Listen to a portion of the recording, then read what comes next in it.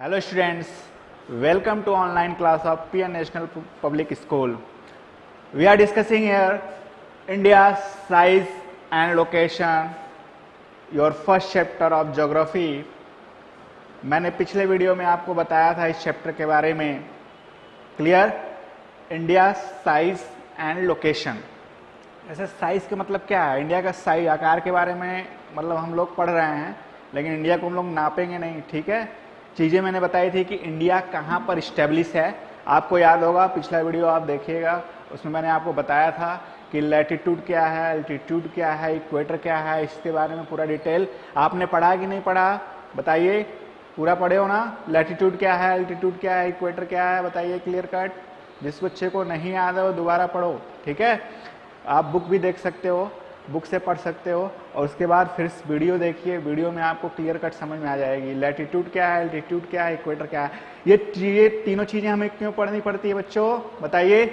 Latitude, altitude या equator के बारे में हमें क्यों पढ़ना पड़ता है? वो इसलिए पढ़ना पड़ता है क्योंकि हमें पता चल सके कि हमारा इंडिया कहाँ पर स्टैब्लिश है. Clear?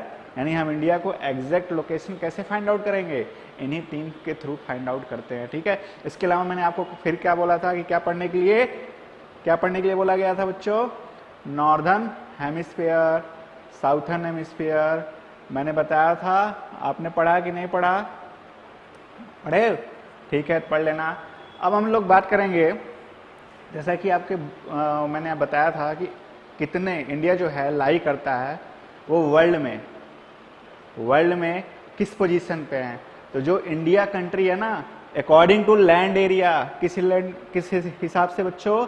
According to land area के हिसाब से 7th लार्जेस्ट कंट्री है. कौन सी लार्जेस्ट कंट्री है? 7th largest country in the world. 7th largest country in the world. ये किस हिसाब से हम लोग इसको पढ़ रहे हैं? 7th largest country in the world according to land area. किस हिसाब से बच्चों? According to land area. यहाँ इस चीज को ध्यान में रखिएगा, हम लोग लैंड एरिया के हिसाब से पढ़ रहे हैं. किसके हिसाब से पढ़ रहे हैं? According to land area. इस चीज का ध्यान दीजिएगा. क्लियर है? यानी आपका जो लैंड एरिया है वो कितना है? 3.28 मिलियन स्क्वायर किलोमीटर. मैंने पिछले वीडियो में आपको बताया था कि टोटल जो लैंड एरिया है, इंडिया का लैंड एरिया कितना है बच्चों? 3.28 मिलियन स्क्वायर किलोमीटर. क्लियर है? ये चीजें समझ में आ गई? पढ़े हो ना पिछले वीडियो में? अच्छे से पढ़िए इसको. ठीक है, तो हम डिस्कस करेंगे कि इंडिया का 7th लार्जेस्ट कंट्री है. क्लियर? तो बाकी के 6 कौन कौन से हैं? फर्स्ट नंबर पे कौन आता है? जानते हो? नहीं जानते हो तो ध्यान दीजिए. सबसे पहला जो सबसे बड़ा देश है लैंड एरिया के हिसाब से, पॉपुलेशन के बारे में नहीं डिस्कस कर रहे हैं, पॉपुलेशन के हिसाब से तो इंडिया 2nd पोजीशन पे आता है. किस पोजीशन पे आता है? 2nd पोजीशन पे आता है. लेकिन we are discussing here about the land area. Land area के अकॉर्डिंग इंडिया का जो रैंक है वर्ल्ड में कौन से नंबर पे है? 7th में है. किस नंबर पे? 7th पोजीशन है. तो फर्स्ट पे कौन आता है बच्चों? फर्स्ट पे जो आता है वो कौन होता है? रसिया. देखिए, जो लैंड एरिया की अगर हम बात करते हैं तो जो सबसे पहले नंबर पे आता है वो कौन सा है? रसिया. रसिया की पोजीशन क्या है? फर्स्ट नंबर है. क्लियर है? इस चीज को ध्यान में रखिएगा. पॉपुलेशन का डिस्कशन नहीं हो रहा है. किसका डिस्कशन हो रहा है? रशिया का. दूसरे नंबर पे जो आता है वो किस हिसाब से आता है बच्चों? कनाडा. किसका आता है? देखिए, मैं कैपिटल में लिख दे रहा हूं ताकि आपको देखने में आसानी हो. कनाडा. लैंड एरिया के हिसाब से, क्षेत्रफल के हिसाब से आप देखोगे तो पहले पर रसिया और दूसरे पे कनाडा. जो थर्ड पे आता है वो आपका कौन सा आता है? यूएसए. ठीक है. फोर्थ की बात करोगे तो आप कौन सा आएगा? यूएसए के बाद आता है चाइना. देखिए, चाइना हमारा पड़ोसी है लेकिन लैंड एरिया के हिसाब से हमसे बड़ा है. ठीक है.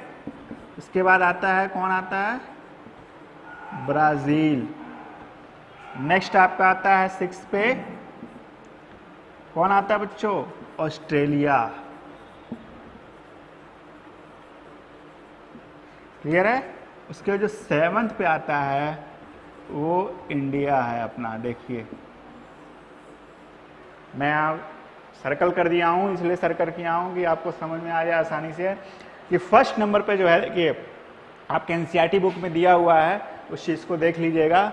एक ग्राफ पेपर पे उसको उस चीज़ को कीजिएगा कि फर्स्ट पोजीशन पे कौन सी कंट्री आती है, सेकंड पे कौन सी आती है, थर्ड पे कौन है, फोर्थ पे कौन है, फिफ्थ पे कौन है, सिक्स पे, सेवन में। कैसे करोगे आपको पता है ना कैसे करना है। इधर आप दो लाइन लोगे, ये लाइनिंग कौन सी होती है, इधर एक्स एक्सेस, ये वाई एक्सेस, जीरो होता है ना वैल्यू, ठीक है। और ऐसे आप कंट्री को रिप्रेजेंट करोगे। जैसे सपोज दैट मैंने पहले नंबर पे क्या बताया, रसिया, ठीक है, रसिया। फिर वैसे कनाडा, कनाडा का रैंकिंग। तो इस हिसाब से आपको डिजाइन करना है। समझ में आ गया। इसको आप कीजिएगा अपने कॉपी में, नोटबुक बनाए हो ना, उस नोटबुक में आप करोगे। क्लियर है। तो समझ में आ गया ना। मेरे साथ एक बार आप सारे लोग रिपीट करो। सबसे पहले नंबर पे कौन सा कंट्री आता है according to land area, Russia. Second बोलिए कनाडा। थर्ड पे कौन आता है, यूएसए। फोर्थ पे चाइना। फिफ्थ पे Brazil. Six Australia. Then India. India का जो पोजीशन है वो कौन सा है वर्ल्ड में, seven according to land area. लेकिन अगर आप पॉपुलेशन की बात करते हो तो पॉपुलेशन में इंडिया का पोजीशन क्या है, सेकेंड। पहले नंबर पे कौन है, चाइना। कौन है, चाइना। क्लियर, ये चीज समझ में आ गई। अब उसके बाद देखिए, ये तो हमने बात किया इंडिया के पूरे सिस्टम के बारे में, पूरे जो है उसका कहाँ पे स्टेब्लिश है। अब हम बात करेंगे क्या, देखिए जैसे एक क्वेश्चन दिया हुआ है। क्वेश्चन ये है कि there is a time lag between from Arunachal to Gujarat, यानी अरुणाचल से गुजरात के बीच में, यहाँ ध्यान दीजिए, अरुणाचल के और गुजरात के बीच में 2 घंटे का डिफरेंस आता है। हमारा सेम इंडिया, सेम कंट्री है, ठीक है, और सेम जगह पे स्टेब्लिश है, ये थोड़ी मूवेबल है। लेकिन जो सनराइज और सनसेट का समय है उसमें 2 घंटे का डिफरेंस क्यों आता है, क्या रीजन है उसका 2 घंटे का डिफरेंस का, बताइए, किसी को पता है? नहीं, देखिए बुक में दिया हुआ आपके एनसीईआरटी बुक में इस क्वेश्चन भी है और आपके क्वेश्चन का कंटेंट भी दिया हुआ है, ठीक है। इसको अच्छे से पढ़ो। क्यों डिफरेंस आता है, उसका ये रीजन है कि जो स्टैंडर्ड मेरिडियन, कौन सा मेरिडियन, स्टैंडर्ड मेरिडियन जो लिया गया है टाइम के लिए, वो कहां से है, मिर्जापुर से लिया गया है। कहां से लिया गया है, मिर्जापुर। जो स्टैंडर्ड मेरिडियन, मैं फिर से रिपीट कर रहा हूं बच्चों, इस चीज को ध्यान में रखो, जो स्टैंडर्ड मेरिडियन है वो कहां से लिया गया है, मिर्जापुर। और वो स्टैंडर्ड मेरिडियन पूरे होल कंट्री के लिए मान्य है। अब वो मिर्जापुर कहाँ आता है, यूपी साइड में आता है। कहाँ पे आता है बच्चों, यूपी में। तब सोचिए, अब आसाम हमारे कहाँ पे है, ईस्ट में। आसाम कहाँ है, ईस्ट में। और गुजरात कहाँ है, वेस्ट में। अब सोचिए, अरुणाचल भी कहाँ है, ईस्ट में। गुजरात कहाँ है, वेस्ट में।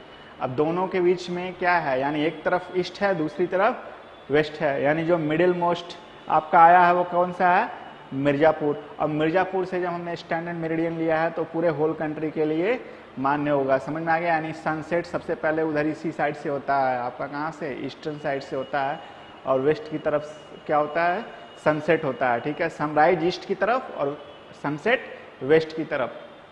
तो इस चीज़ को ध्यान दीजिए कि ये जो डिफरेंसेस है वो इन्हीं कारणों से होता है कि जहाँ पर सनराइज जल्दी हो रहा है, ठीक है, वहाँ पे डिफरेंस आएगा, क्योंकि मिर्ज़ापुर से उसकी दूरी जितनी होगी उतना वो डिफरेंस क्रिएट करेगा, ठीक है। उसके बाद इधर आपका देखोगे गुजरात साइड में, गुजरात से मिर्ज़ापुर की जितनी दूरी होगी, तो इस तरह से जो अरुणाचल और गुजरात के बीच का जो डिफरेंस होगा, टोटल डिफरेंसेस के बीच में जो गैपिंग होगी वो लगभग कितना आ जाता है, 2 घंटे का आ गया। समझ में आया। इसके लिए आप बेहतर होगा कि एक मैप लीजिए और मैप में समझो। जैसे यूपी का जो मिर्ज़ापुर एरिया आता है, देखना मिर्ज़ापुर कहाँ पे है उस मैप में, और मिर्ज़ापुर के हिसाब से देखना कि दोनों के बीच में डिफरेंसेस, दूरी कितनी है। इस तरह से आप पता करोगे कि दोनों में क्या होता है कि डिफरेंस होने का मेन रीजन क्या था, क्या लिखोगे। क्वेश्चन भी अगर आपका जो एनसीईआरटी बुक के आप एक्सरसाइज में देखोगे तो एक्सरसाइज में क्वेश्चन पूछा है कि there is a time lag between from Gujarat to Arunachal Pradesh, क्या इन दोनों के बीच का रीजन क्या है, तो आप यही लिखोगे क्या रीजन है, कि जो स्टैंडर्ड मेरिडियन लिया गया है वो स्टैंडर्ड मेरिडियन पूरे होल कंट्री के लिए मान्य है, ठीक है। और कहाँ से है, यूपी से है, इसलिए दोनों के बीच में जो टाइम गैपिंग है, जो टाइम लैग है, वो क्या है, 2 आवर्स का डिफरेंस आ जाता है। क्लियर स्टूडेंट्स, समझ में आया? तो देखिए ये चीज़ हमने एक और डिस्कस किया। अब हम पढ़ेंगे कि देखो इंडिया, मैंने एक चीज़ आपको बताया था कि इंडिया हम लोगों का क्या है, पेनिसुलर पार्ट है, ठीक है, पेनिसुलर है, 3 साइड क्या है, वाटर से घिरा हुआ है, बताए थे। जो इंडियन ओशियन है, हम लोग कौन सा ओशियन, इंडियन ओशियन, तो इंडियन ओशियन को क्या कहा गया है, it is the central location of India. ये क्या है, सेंट्रल लोकेशन। सेंट्रल लोकेशन कैसे बच्चों, it is the head of Indian ocean, consider a great significance, यानी एक तरह से क्या है, एक तरह से ये इंपॉर्टेंट रोल प्ले करता है।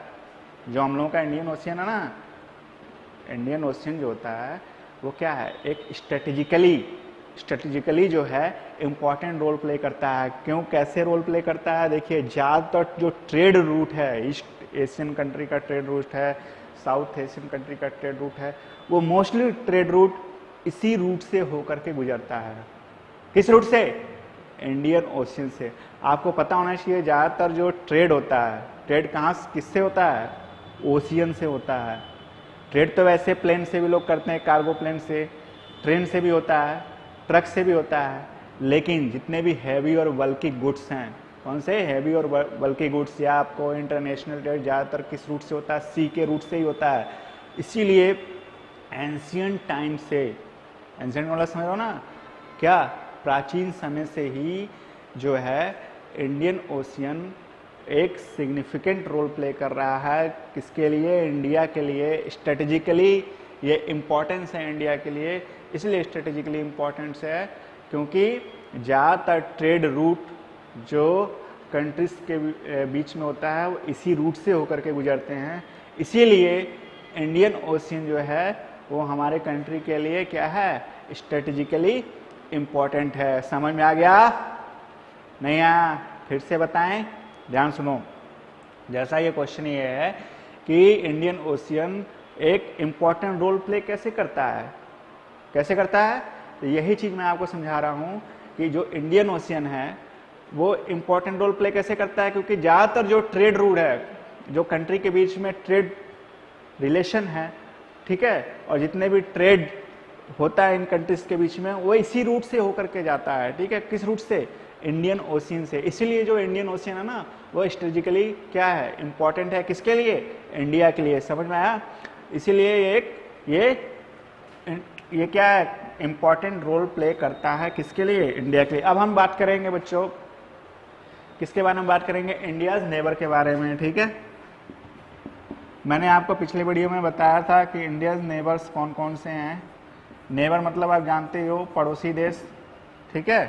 कौन कौन से पड़ोसी हैं हम लोगों के, बताइए कौन कौन से पड़ोसी देश हैं जो इंडिया के आसपास हैं। इस चीज़ को आपने साथ पढ़ा होगा, पिछले वीडियो में मैंने बनाया है, पिछला वीडियो भी देखिएगा और इस वीडियो को साथ में देखना, तो ये चैप्टर आपको बहुत अच्छे से समझ में आएगा। क्लियर है बच्चों? क्योंकि इस चैप्टर में बहुत कुछ नहीं दिया है, बस आप केवल एक बार समझ लोगे ना, ये सारी चीज़ें आपको ऑटोमेटिकली क्लियर समझ में आ जाएंगी। पढ़ने वाले बच्चों के लिए कोई चीज़ दिक्कत नहीं है, जो नहीं पढ़ेगा उसके लिए तो दिक्कत हमेशा आएगी। समझ में आ गया ना? तो अच्छे से थोड़ा सा पढ़ो, सेल्फ स्टडी ज़्यादा इम्पॉर्टेंट है आज के टाइम में। उसके साथ बाकी तो हम लोग है ही, हेल्प तो कर ही रहे हैं। क्लियर है ना?